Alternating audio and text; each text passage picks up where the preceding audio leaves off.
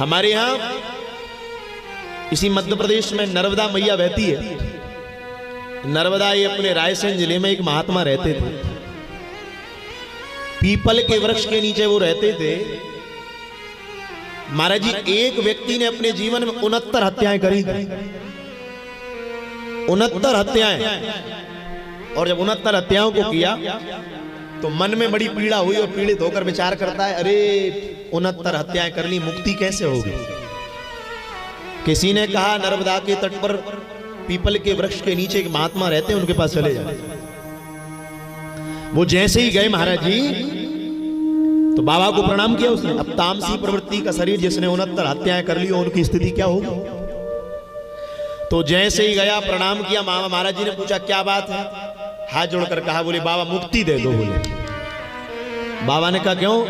बोले क्या बताएं। बोले हमारे शरीर से 69 हत्याएं हो गई। हमारे शरीर से बोले 69 हत्याएं हो गई, मुक्ति का कोई उपाय बताओ।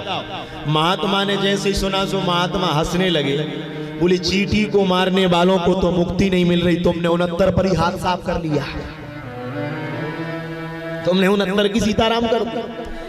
अब हाथ जोड़कर कहता महाराज गलती हो गई, बता दो उपाय कोई। महात्मा कहता है कोई उपाय नहीं। बोले बता दो। बार बार मना किया।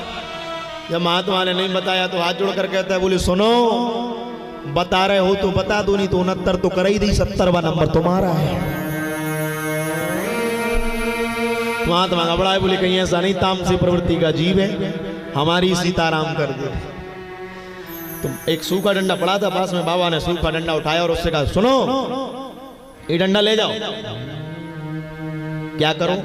थोड़ी दूर नर्मदा मैया बह रही है, उसके उस तरफ एक वृक्ष है, वहां जाना, इसको गड़ा लेना और राम राम जपना। बोले गुरुजी कब तक। बोले जब तक सूखे डंडा में हरे हरे पत्ते ना निकल आए तब तक। अब बताओ सूखे डंडे में पत्ते आए। गया, बैठ गया। जेठ का महीना, भयंकर दोपहरी पड़ रही थी। अब जिसे बैठने का अभ्यास ना हो वो 10 बार घुटने ऊपर करता है, हे भगवान कब पूरी होएगी कथा। आजकल सबसे ज्यादा पीड़ा है। महाराज जी घर में जाओ, मैया सब बढ़िया है। बोले महाराज बड़ी कृपा है, पर कहा बताएं घुटने बहुत दुख रहे। इसलिए तो लिखा है जितासनो, बाल्य अवस्था से अपने आसन को जीतो पहले, जितासनो। अब तामसी प्रवृत्ति का शरीर, बैठने का अभ्यास नहीं। 5-10 मिनट ना राम राम राम राम राम राम राम राम राम राम राम राम राम जपा, और जैसे जपा फिर एकदम नेत्र खोल लिए।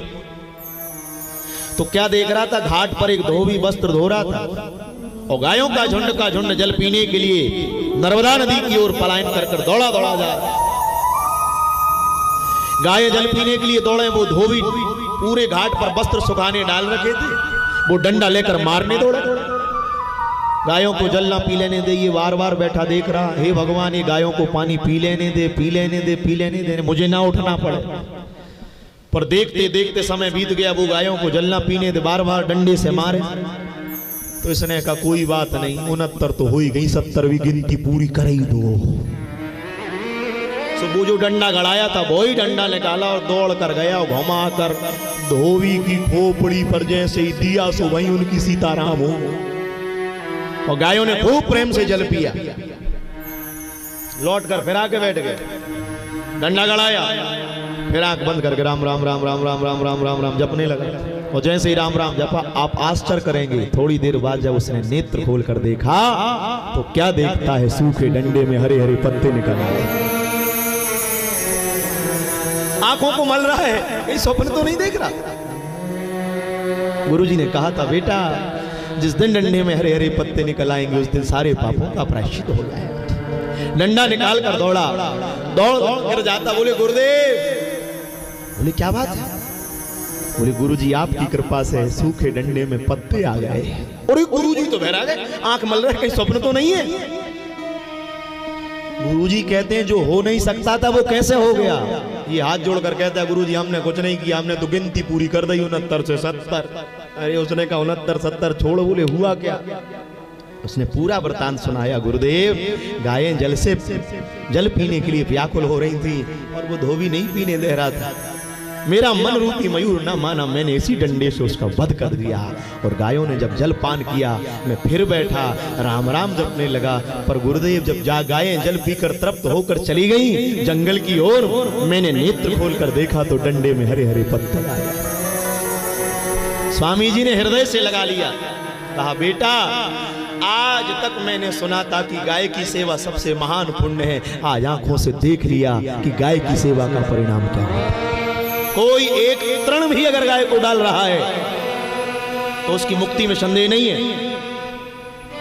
गृह स्वामी को, प्रत्येक गृह स्वामी को भोजन करने से पहले अपनी थाली से गोग्रास अवश्य निकालना चाहिए। गाय जीवन की कितनी बाधाओं को अपनी पूंछ पर ले लेती है। गाय परम पूज्य गोवत्स अंकित कृष्ण बटुक जी महाराज जी से जुड़ने एवं नित्य सत्संग सुनने के लिए हमारे YouTube चैनल को अभी सब्सक्राइब करें। जय श्री कृष्ण।